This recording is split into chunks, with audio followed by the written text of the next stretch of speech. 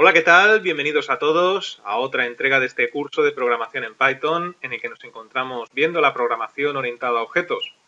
Estábamos viendo en el vídeo anterior cómo trasladar a código los conceptos teóricos vistos en vídeos anteriores y vamos a continuar en este vídeo con lo mismo. Vamos a trasladar a código pues más conceptos teóricos como por ejemplo el concepto de constructor, el concepto de estado inicial, el concepto de encapsulación, si nos da tiempo en este vídeo.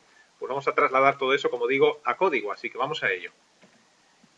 Bien, si recordáis el código del ejemplo que veíamos en el vídeo anterior, pues habíamos creado una clase llamada coche, la cual pues tenía 4 propiedades y 2 comportamientos, ¿no? Y luego pues habíamos creado nuestra primera instancia, objeto o ejemplar de clase, al cual hemos llamado mi coche, y utilizando este objeto pues éramos capaces de acceder a las diferentes propiedades del objeto y también a los diferentes comportamientos. Vimos al final que si nosotros no accedemos al método arrancar, pues no hace su trabajo, con lo cual nuestro coche en realidad no ha arrancado y al preguntarle por el estado del coche nos decía que estaba parado. Eso fue lo último que hicimos, ¿no? Bien.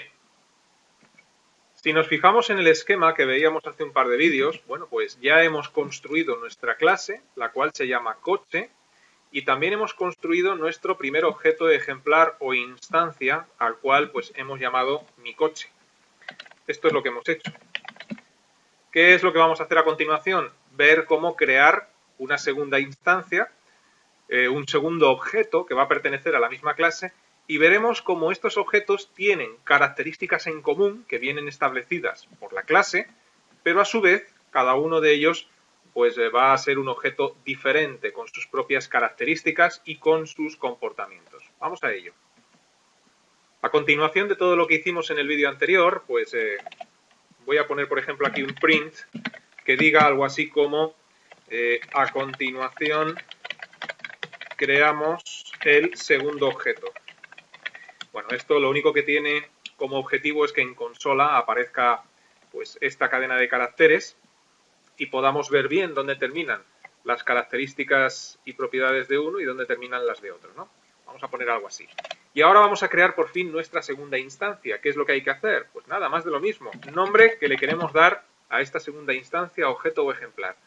Evidentemente no puede haber dos objetos con el mismo nombre. Si a uno lo he llamado ya mi coche, a este lo voy a llamar mi coche 2, o como queramos, ¿no? Pero tienen que ser diferentes.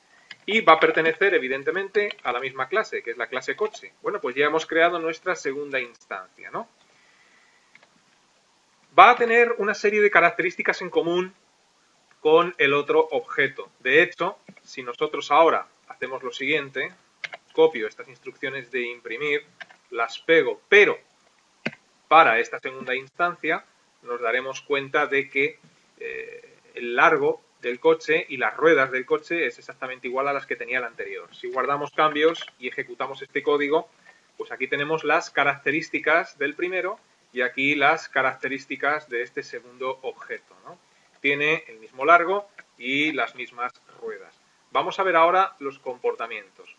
Fijaos que en el vídeo anterior yo finalmente comenté esta línea de código, le voy a quitar el comentario para que nuestro primer coche arranque y después le preguntemos el estado.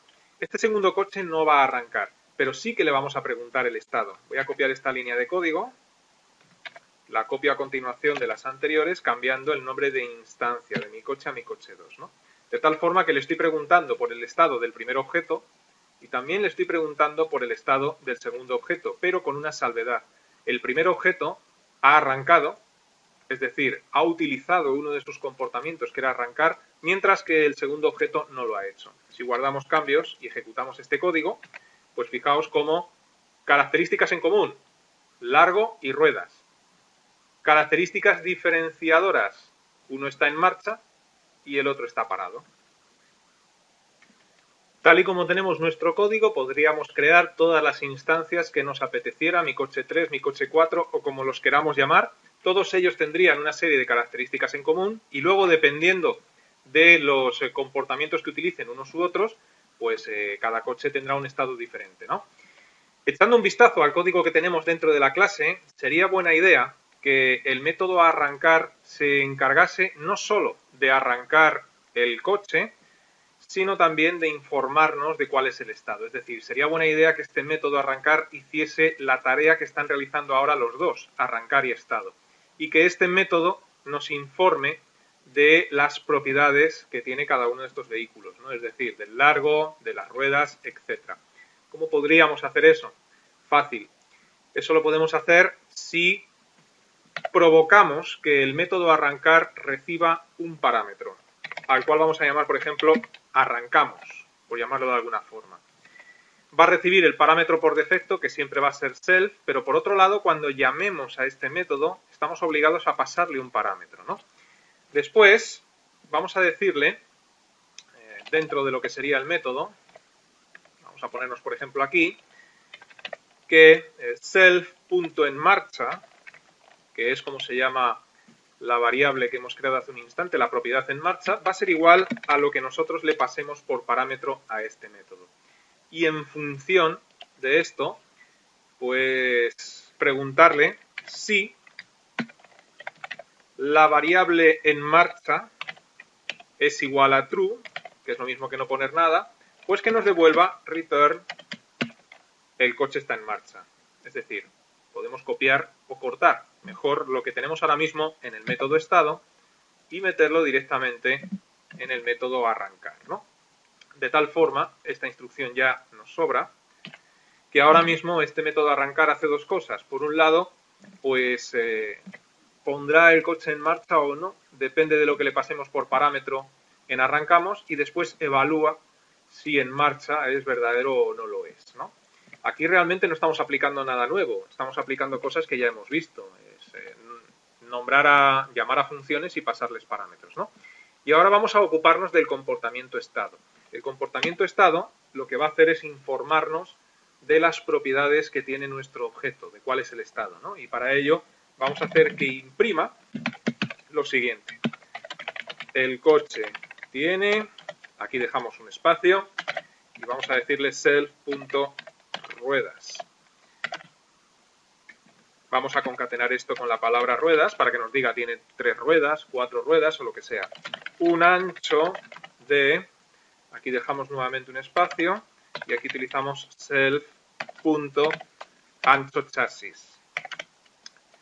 Y lo concatenamos a su vez con y un largo de, aquí voy a hacer un salto de línea y aquí vamos a poner por ejemplo self.largo chasis.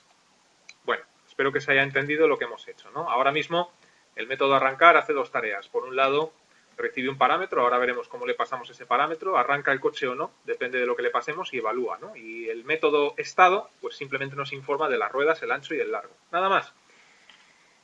En cuanto a las instancias, vamos a seguir creando dos instancias, pero ahora, cuando nosotros llamamos al método arrancar, por ejemplo aquí con el primer objeto, estamos obligados a pasarle un parámetro. Si esto lo dejamos así, dará error, porque el método arrancar espera un parámetro o argumento, además del que ya recibe por defecto, del implícito, self, y si no se lo pasamos, pues el programa cae, ¿no? Si guardamos cambios y ejecutamos, pues efectivamente, fijaos, nos lo dice claramente, ¿no? Aquí arrancar echa falta, nos pide un argumento. Bueno, pues vamos a pasárselo entonces. Aquí, pues este primer vehículo va a arrancar y para ello, pues vamos a decirle, por ejemplo, true. Mientras que el segundo, pues vamos a decirle aquí, mi coche 2, punto, arrancar, y aquí le pasamos false. Importante, hay que imprimir lo que nos devuelva el método arrancar, porque fijaos que me devuelve un string, pero si ese string que me devuelve no lo imprimo en consola, pues poco vamos a hacer, ¿no? Entonces, las llamadas al método arrancar tienen que estar dentro de un print. Print mi coche arrancar true, y aquí pues print mi coche 2 arrancar false. A su vez, fijaros que el método estado sí que está imprimiendo una serie de datos, luego entonces la llamada a ese segundo método estado pues debe de ser sin print, ¿no? Tanto en el coche 2 como en el coche 1. Guardamos cambios, ahora sí, ejecutamos nuestro programa y fijaros cuál sería la ejecución, ¿no? El largo del coche es 2,50, el coche tiene 4 ruedas, el coche está en marcha. Estos serían los datos correspondientes al primer objeto. Y luego aquí, pues cuál es el estado en general, ¿no? Tiene 4 ruedas, un ancho de 120 y un largo de 2,50. Y ahora el segundo objeto. Segundo objeto, características en común, y nos dice que el coche está parado. ¿Por qué? Pues porque este segundo objeto, cuando hemos llamado al método arrancar, le hemos pasado false por parámetros. ¿Eso qué quiere decir? Pues que el método arrancar recibe, por un lado, el propio objeto, mi coche 2, por poner un ejemplo, y false. Ese false se almacena en arrancamos. Después, aquí le estamos diciendo que la variable en marcha perteneciente a la clase, self.enmarcha, es igual a false, que es lo que se había almacenado en arrancamos. Y teniendo esto en cuenta, evalúa. Como no es true, no ejecuta esto, si hablamos del coche 2, y nos dice que está parado. En el coche 1 ocurriría lo mismo, pero teniendo en cuenta que en arrancamos se almacena true, con lo cual la condición del if se cumple y nos devolvería que el coche está en marcha, ¿no? Ahora ya que nos está informando de cuál es el estado del coche en cuanto a ruedas, largo, etcétera, quizás no es necesario hacer estos print aquí en nuestro código, ¿no? Simplemente pues llamando al método estado nos lo dirá, con lo cual elimino esas líneas, guardo cambios, vuelvo a ejecutar, me dice que el primer coche está en marcha y tiene estas características y el segundo coche está parado y tiene estas otras. Bien. Está claro que nuestros objetos de tipo coche, todos los que creemos, hemos creado 2, pero podemos crear muchos más, van a tener unas características en común, que va a ser un largo, un ancho, unas ruedas, y que todos por defecto van a estar parados, en marcha igual false. A la hora de utilizar programación orientada a objetos, es habitual que las características comunes de los objetos formen parte de lo que se llama un estado inicial. Estado inicial. ¿Eso qué quiere decir?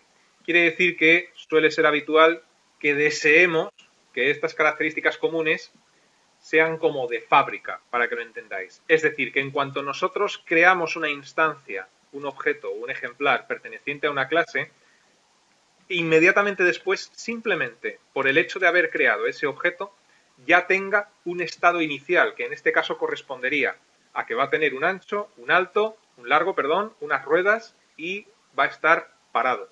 ¿Cómo especificamos nosotros en una clase cuál es el estado inicial que tendrán los objetos pertenecientes a esa clase? Bueno, pues ese estado inicial nosotros lo especificamos con lo que se denomina un constructor. Un constructor es un método especial que le da estado inicial a los objetos. Es una forma de especificar claramente cuál va a ser el estado inicial de los objetos que pertenezcan a una clase. Este ejemplo que tenemos ahora mismo en pantalla es un ejemplo muy sencillo, porque es una clase coche que tiene pocas propiedades, 2 comportamientos muy sencillos y nada más. Pero a la hora de utilizar programación orientada a objetos y crear clases de cientos de líneas de códigos, es muy importante especificar un constructor en el que se vea de forma clara cuál es el estado inicial que van a tener los objetos que pertenezcan a esta clase. ¿Cómo cogemos nosotros estas propiedades que son comunes para todos nuestros objetos y especificamos que van a formar parte del estado inicial de los objetos? Es decir, que cuando nosotros creemos nuestros objetos, simplemente por el hecho de crearlos ya tengan esas características, pues metiéndolas dentro de lo que se denomina un constructor. ¿Cómo creamos un método constructor en Python? Bueno, pues es muy sencillo. Se utiliza la palabra reservada def y a continuación 2 guiones bajos y la palabra reservada init y nuevamente 2 guiones bajos. En Python, cuando creas una función con ese nombre y con esa nomenclatura tan especial, estás especificando que este es el constructor de tu clase. Es el que va a dar un estado inicial a los objetos que pertenezcan a esta clase. Es muy intuitivo porque en otros lenguajes de programación, como por ejemplo Java, el constructor tiene el mismo nombre que la clase. Sin embargo, aquí no es así. El constructor tiene siempre el nombre init y esto especifica estado inicial. Y una vez declarado el método constructor, lo que debemos hacer es simplemente meter las propiedades dentro de este método constructor precedidas de la palabra self. Self.largo chasis, self.ancho chasis y así con todas las propiedades que tengas y que quieres que formen parte del estado inicial. Bueno, pues con esto ya hemos especificado que los objetos que creemos pertenecientes a esta clase van a tener todos un estado inicial o un punto de partida que va a ser el que viene especificado dentro. Un largo en concreto, unas ruedas en concreto, etcétera, ¿no? Si nosotros guardamos cambios y volvemos a ejecutar nuestro código, el código funciona exactamente igual. Sin embargo, ahora le estamos especificando un estado inicial, ¿no? Y ahora, una vez que hemos hecho esto, vamos a fijarnos bien en la secuencia de llamadas que estamos haciendo pues en cada uno de nuestros objetos, ¿no? Es igual en los dos. Aquí va a hacer un salto de línea. Hemos creado una instancia, una segunda instancia, después hemos dicho que arranque, a este le hemos dicho que no arranque y luego le hemos preguntado por el estado, tanto a uno como a otro. Mirar, ¿qué puede ocurrir si antes de preguntarle el estado a nuestro segundo objeto se nos ocurre hacer lo siguiente? Mi coche 2, punto, y ahora ruedas igual a 5. Estamos utilizando la nomenclatura del punto, de la que hemos hablado anteriormente en el curso, para acceder a una propiedad. En este caso no le hemos dicho que imprima cuál es el valor de esa propiedad, sino que estamos modificando el valor de esa propiedad. Para modificar el valor de una propiedad, nombre de instancia, punto, propiedad igual a valor. Aquí estamos haciendo algo que no debería permitirse, y es cambiar la propiedad ruedas de 4 a 5, de tal forma que estamos creando un coche con 5 ruedas, ¿no? Incluso a lo mejor quedaría mejor así, o así, con 2 ruedas, porque estaba pensando que a lo mejor hay algún coche extraño que tenga 5 ruedas, ¿no? Pero desde luego no conozco ningún coche que tenga 2 ruedas. Entonces esto no se debería de permitir. Si nosotros guardamos cambios y volvemos a ejecutar nuestro código, pues fijaros lo que nos dice aquí. El primer objeto está en marcha, tiene 4 ruedas, un ancho de 120 y un largo de 250. El segundo, que es al que le hemos cambiado la propiedad ruedas, nos dice que está parado, hasta aquí todo bien, porque no lo hemos arrancado, pero nos está diciendo que tiene 2 ruedas. El ancho y el largo es correcto. Claro, esto no tiene ningún sentido y nuestro programa no debería de permitir que esto ocurra. ¿Qué es lo que podemos hacer? Pues aquí es donde entra en juego otro término del cual hemos hablado en vídeos anteriores, que es el término de encapsulación. ¿En qué consiste la encapsulación? Pues como su nombre indica, en encapsular o proteger una propiedad, en este caso, para que no se pueda modificar desde fuera. ¿Qué quiere decir desde fuera? Desde fuera de la clase.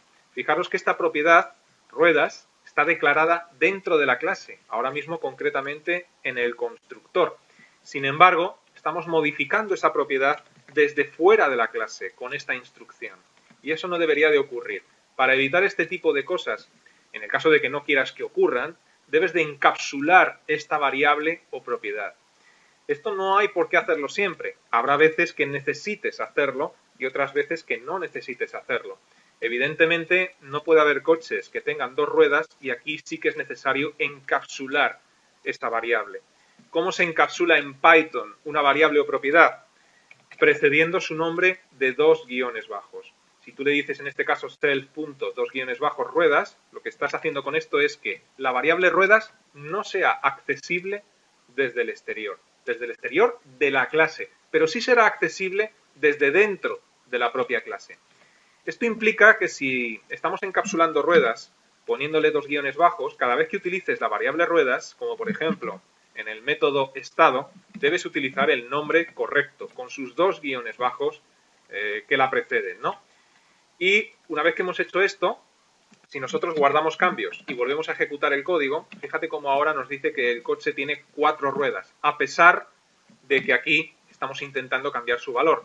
Claro que alguien podría decir, ya, pero es que aquí no estás poniendo los 2 guiones delante del nombre. Es igual, aunque pongas los 2 guiones, si guardas cambios y ejecutas, sigue diciendo que tiene 4 ruedas, porque está encapsulada. No es accesible desde fuera. Sí que sería accesible desde dentro de la clase.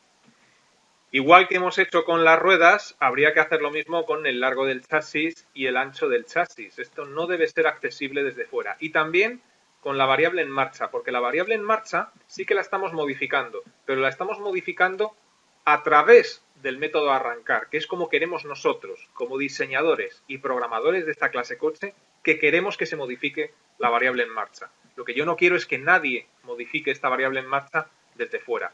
Es decir, habría que poner 2 guiones bajos delante de cada una de las variables y así pues las estamos encapsulando todas. Si tú utilizas el nombre de una variable con sus dos guiones bajos y después, sea ruedas o sea la que sea, utilizas el nombre de la variable sin guiones bajos, aquí el programa no va a fallar, pero realmente haces referencia a dos variables diferentes. Es decir, para tu programa, esta variable ruedas sin guiones bajos no tiene nada que ver con esta variable ruedas con guiones bajos. Son dos variables diferentes, como si no hablasen de lo mismo. Entonces, bueno, pues una vez que hemos hecho eso, es importante que coloques los guiones bajos delante del nombre de todas las variables que estés encapsulando. Veremos en el próximo vídeo, en este no, porque no nos da tiempo, que se puede hacer lo mismo con los métodos. Tú puedes encapsular un método para que no se pueda acceder a él desde fuera de la clase.